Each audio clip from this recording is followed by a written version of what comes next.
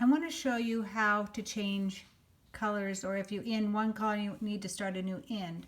So here's my end. I'm going to start the new color just the way I started at the beginning, and then you're going to hide this tail inside of that loop and pull it down as tight as you can.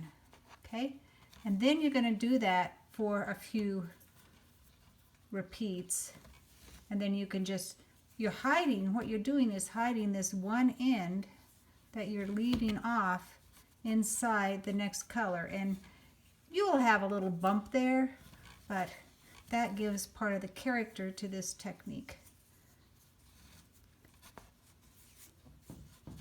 So you can see where you can't see that color underneath this blue. I'll do one more just so you can see it. Generally 3 repeats is plenty.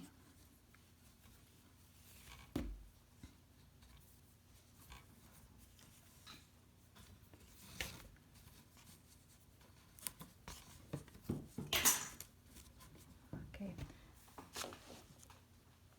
Then you can just cut that end off as close as you can there so you don't see it. And then I want to continue going back to the left. So when I'm going to the left, I'm always going to be using my left hand and putting it through just like I did on the other way, but I use the right hand. So when you go right, you use the right hand. When you go left, you use the left hand. And once you do this, it'll be automatic.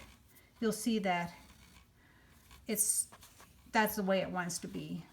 So what I'm doing is, as I move over, I lift up that warp yarn just to make it easier to put that loop through.